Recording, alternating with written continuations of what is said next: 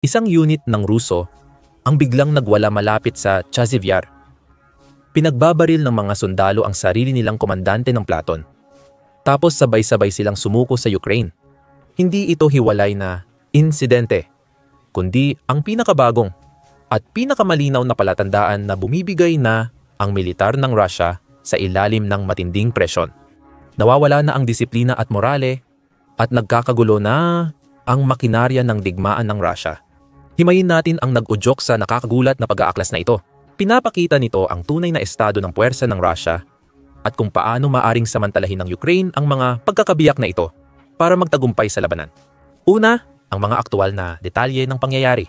Ayon sa intelihensya ng Ukrainian Defense Ministry, nangyari ang insidente nang tumanggi ang mga tropang Ruso na sumugod sa matitibay na posisyon ng Ukraine nang walang sapat na suporta ng artillerya o armored vehicles. Bale, inutusan silang sumali sa isang misyon na parang pagpapakamatay nang bantaan ng kanilang komandante na papatayin ang mga sundalong hindi uusad. Siya ang naging target ng kanilang mga baril. Pero hindi galing sa mga tropang Ukranyano ang mga detalye. Ang mahalagang impormasyon tungkol sa militar ng Rusya at sa kasalukuyang moral nila ay mula sa mga sundalong Ruso na nasa gitna ng pangyayari. Matapos patayin ng mga tropa ang kanilang platoon commander, wala na silang mapupuntahan kundi Ukraine mismo. Ayon sa batas ng Rusya, aarestuhin at malamang ikukulong ng pulis pangmilitar ng bansa ang mga tumakas sa pag-aaklas na hinahanap na umano nila. Kaya agad na nagtaas ng puting bandila ng pagsuko ang mga sundalo habang dumadaan sa gitna ng labanan, kung saan sila ay nahuli ng mga tropang Ukranyano. Hindi binanggit ng ulat ng intelihensya ng Ukranya ang eksaktong mga pangalan ng mga nag-aklas at lokasyon ng insidente, ngunit pinaniniwalaang nasa Chasiv Yar ito, malapit sa Bakhmut, na matagal nang pinagtatalo ng rehiyon bago pa bumagsak ang Bakhmut dahil sa matinding labanan ng mga puwersa ng Rusya. Ang pagkawala ng isang platoon ay hindi makapagpapabago sa takbo ng labanan para sa mga unit ng Ukranya upang mabawi ang Bakhmut. Itinuring ng Ukraine ang lungsod bilang isa sa mga pangunahing tactical na target sa buong digmaan, kahit na wala itong tunay na estratehikong halaga sa digmaan mismo. Ang pag-aaklas na ito at kasunod na pagsuko ay nagpapakita ng kabiguan ng Rusya na sakupin ang Ukranya at itulak pasulong ang sariling militar. Hindi lang mga labanan at tao ang nawawala sa Rusya, kundi pati na rin ang kagustuhang manalo sa digmaan mula sa simula, na maaaring magdulot ng kapahamakan sa buong pagsisikap nito. Ito ay kasabay ng unti-unting pagbagsak ng bansa sa ekonomiya, demografiya at geopolitika. Sa loob ng 3 taong digmaan, ang mga state media ng Rusya ay nakatuon sa pagkuha ng mga baryo na napalaya na ng Ukraine ilang buwan na ang nakalipas. Ang tunay na digmaan ay nagaganap sa likod ng mga linya, sa mga database at supply line na naghahatid ng mga sundalo sa frontline mula pa sa simula. Ang pag-aaklas ay isa lamang sa mga sintomas ng sakit na matagal nang bumabagabag sa Rusya mula pa noong 2 taon ng digmaan. Matinding kakulangan sa tauhan ayon sa mga numerong nagpapakita ng nakababahalang sitwasyon. Nang magsimula ang digmaan, tinatayang may 70,000 aktibong sundalo ang militar ng Rusya, kung saan 100,000 hanggang 100 at 60,000 sa kanila ang nakapwesto sa paligid ng Ukraine at handang umatake.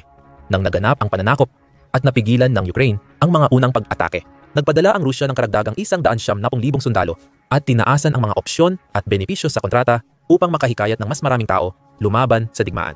Makalipas ang 3 taon, malaki na ang pagbabago sa mga bilang. Tinataya na nasa 11 milyong aktibo ang militar, kung saan mahigit 660,000 ang ipinadala sa Ukraine. Sa halip na patuloy na magkaroon ng kasanayan at karanasan, ang mga sundalong Ruso, pinalitan nila ang mga nawawala ng mga bagong sundalo na kulang sa karanasan at pagsasanay.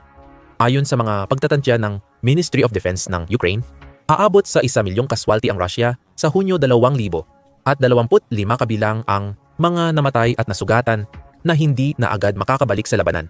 Ang mga numerong ito ay mula sa isang bansa na may motibong palakihin ang datos para sa publisidad at moral. Kaya dapat itong suriin ng may pag-iingat. Kahit ang konserbatibong pagtataya ng United States Intel ay nagsasabing aabot sa 700 at 50,000 ang kaswalti ng Russia sa Marso 2025. Batay sa pagtataya ng United States, kung susundin ang simpleng tuwirang pagtaas, aabot ang Russia sa 1 milyong kaswalti pagsapit ng ika-4 na taon. Hindi lang ito kabiguan, kundi pagbagsak ng integridad ng militar ng Russia. Mas mataas ang mga kaswalti rito kumpara sa ibang mga labanan na sinalihan ng Russia mula noong ikalawang digmaang pandaigdig. Ang nakakagulat na dami ng kaswalti ay napipilitang gumamit ang Russia ng mas matitinding paraan para magpa-recruit o magpalista ng mga sundalo na lalaban. Dahil halos naubos na ang lahat ng reserbang tropa bago ang digmaan, karamihan sa mga sundalo sa unahan ngayon ay mga bagong recruit. Pero dito na nagiging talagang nakakatakot ang matematika. Ang mga puwersa ng Russia ay umuusad ng average na 50 metro lang bawat araw sa mga lugar tulad ng Kharkiv. Kumpara sa kabuuang teritoryo ng Ukraine, halos walang saysay ang pag-usad na yan. Ang pag-usad na ito ay hindi lang nakapipinsala sa tao o kagamitan, kundi pati na rin sa ekonomiya ng bansa. Gumagastos ang Russia ng mga resources na parang panahon ng World War Ikalawang na tinatayang 40% ng kanilang pambansang budget ay napupunta sa depensa para sa isang digmaan na nagtaboy sa kanila mula sa karamihan ng mga internasyonal na kasunduan. Ang insidente malapit sa Chasiv Yar na kinasangkutan ng ika-20 pinagsamang sandatahang hukbo ay nagpakita ng pattern ng Russia na nawawalan ng mataas na opisyal ng hukbo bago makapag-promote ng iba pa sa digmaan. Kumpirmado ng Russia na 12 general ang namatay. At ayon sa Ukraine, may karagdagang 4 pa. Ayon sa may-ari ng media, isang independenteng Russian news outlet, hindi bababa sa 5,100 at 38 na opisyal ng Russia ang napatay hanggang Hunyo 2025. Maaaring hindi marami ang bilang kung ikukumpara sa kabuuang nasawi. Ngunit maaaring malagay sa panganib ang buong digmaan. Ang doktrinang militar ng Russia, hindi tulad ng sa kanluran, ay lubhang sentralisado. Batay sa mga taktika nito, ang mga general at matataas na opisyal ang may hawak ng pinakamalaking kapangyarihan at nagbibigay ng mga utos pababa sa hanay ng utos kung saan inaasahan silang sundin. Halos walang pagbabago at walang pakialam sa aktwal na kalagayan ng harapan. Naging malaking suliranin ito para sa militar ng Russia na lubos na pinagsamantalahan ng Ukraine sa buong digmaan. Una, ginagawa nito ang militar na hindi nakakaangkop sa nagbabagong sitwasyon. Dahil sa malawak na drone surveillance at warfare, nakakakuha ang Ukraine ng halos real-time na impormasyon tungkol sa galaw ng hukbong Ruso na nakakatulong sa pagpili ng mga target na pupuntiryahin nila sa malapit na hinaharap. Maaari nitong gamitin ang advanced na grupo ng drone upang magbigay ng sapat na presyon o baligtarin ang mahalagang aspeto ng operasyon. Kaya't hindi na ito praktikal para sa utos ng mga Ruso. Paminsan-minsan, nagresulta ito sa matinding pagkalugi ng mga Ruso kung saan maraming sundalo ang namatay dahil sa kawalan ng mga ruta ng paglabas o plano sakaling magbago ang sitwasyon. Ikalawa, ang pagpatay sa isang opisyal ay lumilikha ng malaking puwang sa chain of command na hindi agad mapupunan ng militar ng Rusya sa bilis na kailangan upang maiwasan ang posibleng taktikal na pagkalugi. Maaaring tuwirang targetin ng Ukraine ang mga opisyal gamit ang mga tumpak na strike para maghasik ng kaguluhan sa kanilang panig. Sa kaparehong halaga na kailangan upang maglunsad ng atake sa anumang iba pang pasilidad militar. Mas malala para sa Rusya, alam ng Ukraine ang kahalagahan ng mga opisyal at lawak ng propaganda at disinformasyon ng Rusya na tumatarget sa mga mamamayan at sundalo nito. Dahil dito, naging mas matatag ang Ukraine laban sa hybrid warfare strategy ng Rusya. Gumagawa sila ng mga paraan para labanan ang propaganda ng Rusya at magbigay ng tamang impormasyon sa kanilang tropa, pati sa mga tropang Ruso. Inilunsad ng Ukraine ang kampanyang Gusto Kong Mabuhay upang maabot ang mga sundalong Ruso sa likod ng labanan, na nangangako ng makataong pagtrato bilang mga bihag ng digmaan at mga opsyon para sa asylum. Iba ito sa Rusya na humaharang sa pag-iwas sa draft sa pamamagitan ng pagbabanta ng malalaking multa at pagkabilanggo. Mas particular, ginamit ng Ukraine ang katotohanang hindi ganoon kabuo ang kultura ng Rusya kumpara sa unang tingin para puntirya ang pinaka-marginalisadong grupo na pinaka-apektado rin ng sapilitang pagpapasundalo ng Rusya. Natatalakayin mamaya. Sa huli, ang doktrinang militar ng Rusya, bagamat sentralisado sa utos, ay magkakahiwalay sa pagpapatupad ng mga pagsasanay. Sang-ayon sa Center for Naval Analysis, bawat opisyal ang may pananagutan sa pagsasanay sa mga conscript at kontraktual na sundalo, ngunit ang saklaw ng pagsasanay ay nakabatay sa bawat opisyal. Dahil sa maluwag na kinakailangan sa pag-uulat at pamamahala, may iniulat na malalaking problema ang militar ng Rusya sa kakulangan ng tamang pagsasanay. Nililinlang umano ng mga opisyal ang Central na Command sa lawak ng pagsasanay ng kanilang mga sundalo para sa mga partikular na senaryo o sitwasyon. Ang ilang mga kasong kakulangan sa pagsasanay ay nagdulot ng pagpapadala ng mga tropang Ruso sa Ukraine makalipas ang 1 linggo lamang ng pagsasanay at walang malinaw na pangkalahatang plano o paghahanda para sa mga misyong kanilang inaasahan. Isinasaalang-alang ang kabiguan ng doktrinang militar ng Rusya na tunay na ihanda ang mga sundalo para sa isang totoong malakihang digmaan. Malinaw na ang digmaan sa Ukraine ay umabot na sa puntong iyon makalipas ang ilang taon. Hindi na nakakagulat ang pagsusurrender ng mga tropa sa paparating na puwersa ng Ukraine. At hindi ito ang unang pagkakataon na nangyari ito. Noong Agosto 2024 nilusob ng Ukraine ang Kursk gamit ang 1,000 sundalo lamang. Diyang ang mga bagong recruit ng Russia ay sumuko ng sunod-sunod na nagresulta sa isa sa pinakamatagumpay na misyon ng Ukraine. Ang pagsalakay sa Kursk ay nakatanggap ng malawakang papuri at nagbigay ng pampulitikang lakas sa Ukraine na tumulong sa Kiev na makakakuha pa ng mas maraming suporta mula sa ibang bansa. Ang Russia bahay ay nakalikha ng isang militar na hindi sumasalamin sa mga pinahahalagahan ng karamihan sa mga Ruso.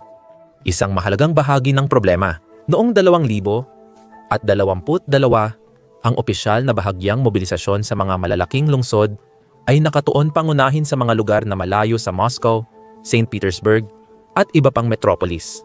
Dahil dito, ang pasanin ng pagpuno sa mga hanay ay napunta sa mas mahihirap na rehiyon ng Russia. Inanunsyo ng Russia ang mga pagtatangka para sa karagdagang mobilisasyon.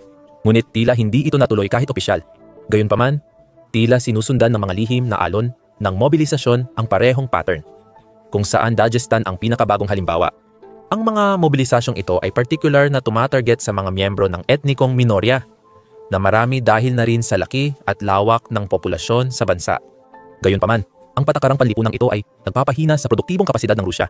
Ang mga pangunahing sentro ng populasyon ang tahanan ng pinakamalalakas at kayang magtrabahong kalalakihan. Oo, pero sila rin ang may pinakamataas na konsentrasyon ng gitnang uri ng ekonomiya na malamang ay hindi bahagi ng military-industrial complex. Sila ang gumagawa ng mga kagamitang nawawala araw-araw ng Rusya sa Ukraine. Kaya't kumukuha ang Rusya sa parehong limitadong grupo para sa industriya at conscription. Habang nagpapakalat ng propaganda, ang tagumpay ay tiyak na. Ang dahilan ng malalim na kapit ng propaganda sa Rusya ay dahil sa hindi pantay na pagsasagawa ng conscription. Kung ang malalaking sentro ng populasyon ay hindi nakakaranas ng pagkaubos ng tao dahil sa pagpapadala ng mga lalaki sa digmaan o pagtatrabaho sa military-industrial complex, maaaring mapanatili ng Kremlin ang ilusyon na ang Rusya ay wala halos kaswalti tulad ng sinasabi ng kanluran. Ang paggawa ng Kremlin sa lahat ng ito para palakasin ang propaganda ay nagpapakita ng kahinaan ng kanilang sistema. Ang mga pag-aaklas na ito ay maaaring magkaroon ng malaking epekto sa kalalabasan ng digmaan. Mahirap ipaliwanag sa balita ang pagkamatay ng mga opisyal at general sa Ukraine dahil maaari nitong sirain ang propaganda na nagpapalakas sa Moscow at iba pang malalaking lungsod. Bukod sa krisis sa lokal na pagre-recruit, napilitan ang Russia na mag-angkat ng mga mandirigma mula sa North Korea at Iran dahil sa kakulangan ng tauhan. Nadadagdagan nito ang kaguluhan na lalo pang nagpapahina sa pagkakaisa ng militar at nagpapababa ng morale.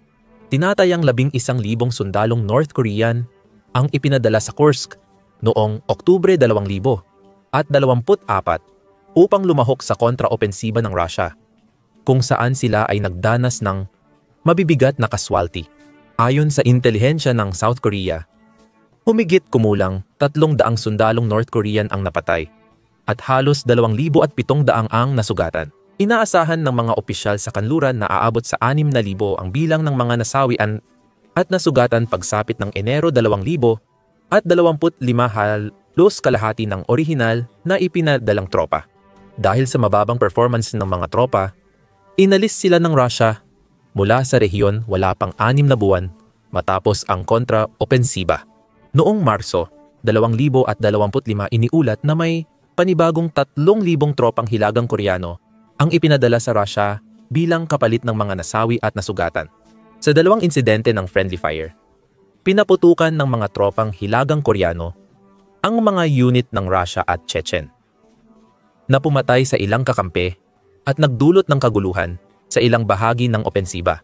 Sa kabila nito, makalipas ang ilang buwan bago inalis ng Russia ang mga puwersang iyon mula sa Kursk. Ito ay nagpapakita na ng lawak ng problema ng Russia sa militar at kung gaano nila binabaliwala ang mga conscript na ipinadala sa rehiyon. Pero hindi lang casualty rate ng North Korea ang problema. Ang GoPro footage mula Mayo na ibinahagi ng mga Iranian news outlet ay nagpapakita ng mga sundalong Ruso na nakauniforme at nagsasalita ng Persian bago ang pag-atake, na nagpapahiwatig na may mga Iranian na rin ngayon sa larangan ng labanan. Sa footage, nahihirapang magkaintindihan ang mga sundalong Iranian at Ruso. Paulit-ulit na sinasabihan ng mga Ruso ang mga Iranian na umalis, habang nagrereklamo ang isang Iranian tungkol sa kanyang sugat sa paa. Ang deployment ng Iranian at dayuhang mandirigma ay sumusuporta sa Russia para mapanatili ang bilang ng tropa para sa patuloy nilang mga pag-atake. Gayunpaman, ang mga hadlang sa wika ay maaaring makasagabal sa koordinasyon at pagbabahagi ng impormasyon, tulad ng sa mga North Korean, na nagreresulta sa magulong pag-atake, mataas na bilang ng mga nasawi, at panganib ng friendly fire. Naging bangungot ito sa militar. May mga unit na di makapag-usap ng maayos, sundalong di nakakaintindi ng utos, at mga commander na pilit kumukordina ng pag-atake gamit ang magkaibang tropang may ditugmang mga doktrinang pagsasanay. Pinakamasama ang sinapit ng mga North Korean dahil natatakot sila sa posibleng parusa mula sa sarili nilang gobyerno na kilala sa pagpapakulong. Maging ang mga miyembro ng pamilya, kaya nauuwi sa mga sundalo na gumagawa ng mga suicidal na pagsalakay sa mga linya ng Ukrainian kaysa sumuko. Dagdag pa rito, limitadong solusyon lang ang pag-angkat ng mga dayuhang sundalo batay sa pinakabagong pagtaya ng intelihensiyang militar ng Ukraine. Nawawalan ang Russia ng mahigit 1,000 at 100 sundalo araw-araw. Kaya, ang 10,000 tropa ay katumbas lamang ng wala pang 10 araw na supply ng mga sundalo na ipinapadala sa gilingan ng karne sa pagtatangkang makuha ang kontrol sa ilang hindi mahalagang baryo. Hindi lahat ng tropa sa 800 milyang linya ng harapan ang mamamatay sa loob ng 10 araw dahil nakakakalat ang mga pagkalugi. Gayunpaman, ang naunang bilang ng mga nasawi sa Hilagang Korea ay nagpapahiwatig ng 50% attrition rate sa loob ng 6 na buwan. Sa ibang pananaw, ang isang sundalong ipinadala para sa Rusya ay may 50-50 tsansa na mabuhay sa susunod na 6 na buwan. Parang pagtaya lang sa barya.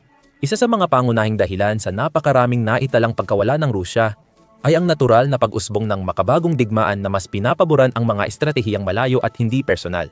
Pagsapit ng 2025, tinatayang 70% ng mga nawalang kagamitan ng Rusya ay dulot lamang ng digmaang gamit ang drone. Madaling isipin na ang mga katulad na tauhan ay sumusunod sa iisang pattern. Ang mga Rusong sundalo ay ipinapadala sa unahan hindi para lumaban sa mga Ukranyano, kundi para maiwasan ang walang tigil na pagmamanman ng drone at mga tumpak na pag-atake. Sinusubukan ng Rusya na manalo sa digmaan sa pamamagitan ng pag-ubos ng mga rekurso.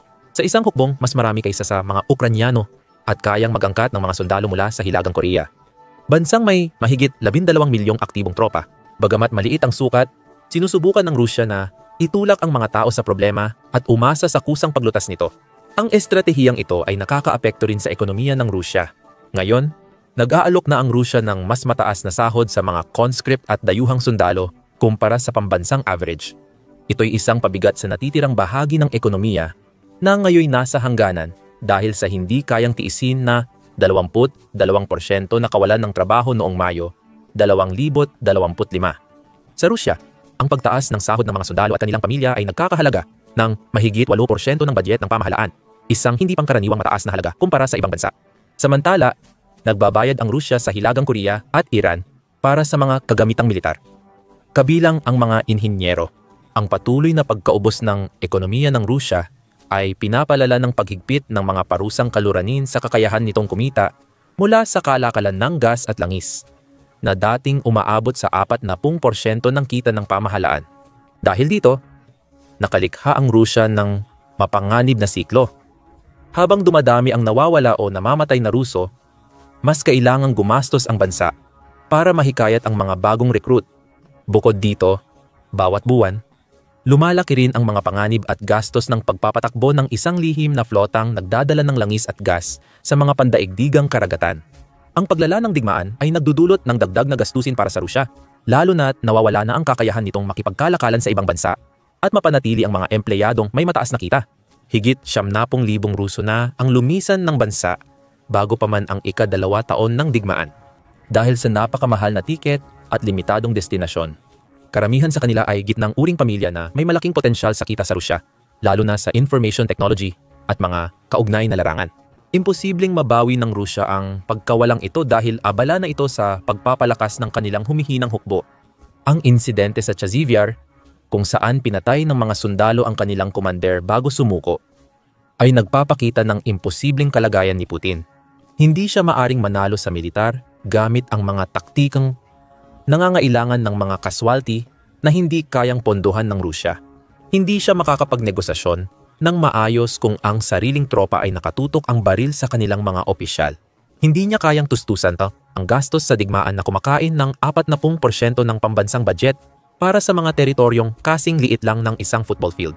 Ang Russia ay gumagamit ng estratehiya sa conscription na batay sa uri ng lipunan na nagpapakita na hindi makakapagpaliwanag si Putin sa kanyang mga mamamayan na ang digmaan sa Ukraine ay mahalaga para sa kanilang bansa at hindi lang opsyonal. Sa sistematikong pagprotekta sa mga elite at gitnang uri ng Moscow mula sa conscription habang tinatarget ang mga taga-probinsya, mahihirap at mga etnikong minorya. Inamin na ni Putin na hindi karapat-dapat ang digmaang ito sa sakripisyo ng mga mahalagang populasyon ng Russia sa ekonomiya at politika. Ang hindi pantay na conscription ay nagdudulot ng paulit-ulit na siklo na may masasamang epekto. Ang pinakamahihirap na rehiyon ng Russia ay nawawalan ng mga kalalakihang nasa edad ng paggawa dahil sa kamatayan o pag-alis ng bansa, na lalong nagpapahirap at nagpapababa ng produktibidad sa ekonomiya ng mga lugar na ito. Minsan, kailangang tumulong ang mga naiiwang pamilya sa gastusin ng digmaan sa pamamagitan ng pagbili ng kagamitang militar para sa kanilang mga kamag-anak na conscript. Samantala, ang mga produktibong rehiyon ng Russia ay hindi gaanong apektado ng gastos sa digmaan, kaya walang presyur na tapusin ito o mobilisahin ang ekonomiya para manalo. At ngayon, ang mahahalagang yaman na sanay makakatulong sa mga lokal na puwersa ay ginagastos na lang sa mga dayuhang bayarang sundalo na hindi pa nga makapag-usap sa kanilang mga tinuturing na kakampi. Kung talagang nanganganib ang Russia sa digmaan, hindi kukuha ang Moscow ng mga sundalong di marunong mag-Russian at di nakakaunawan ng basic military protocols. Magsasagawa ito ng pangkalahatang draft. Umaasa sa populasyong 4 na beses na mas malaki kaysa sa Ukraine upang manalo, kung saan pantay na momobilisa ang bawat demograpiko. Ang katotohanang binabayaran ng Russia ang North Korea para sa mga tropa, habang sabay na nagbibigay ng mamahaling teknolohiyang militar, ay nagpapahiwatig na umaasa ang Russia na ang natitirang bahagi ng bansa ay kayang tustusan ang pagkaluging ito mula sa sariling bulsa bago tuluyang bumagsak ang buong sistemang pang-ekonomiya. Sa paglipas ng panahon, lalong nagiging posible ang huling senaryo. Ayon sa Forbes, kakailanganin ng Russia ng halos 230 taon para tuluyang masakop ang Ukraine sa kasalukuyang bilis ng kanilang pag-usad. Nangangailangan ito ng halos 100 milyong nasawing Russian, mas marami pa sa kasalukuyang bilang ng mga Russian adult. Sa kasamaang palad ng Russia, wala itong 230 taon at populasyon para sa 100 milyong nasawi. Gaya ng ipinapakita ng mga insidente tulad ng pagpatay sa commander malapit sa Chazivyar, mabilis nitong nawawala ang isang bagay. Walang militar na gagana kung wala ang loob ng mga sundalo na sumunod sa utos mula sa isang sistemang nagpapalit-palit lang sa kanila. Salamat sa panonood. Para malaman kung paano binago ng Ukraine ang takbo ng digmaan gamit ang drone warfare, isa sa mga pangunahing dahilan ng pagbagsak na ito, panoorin ang video. Para updated sa pinakabagong balita sa digmaan sa Ukraine at iba pang labanan, mag-subscribe sa Military Show.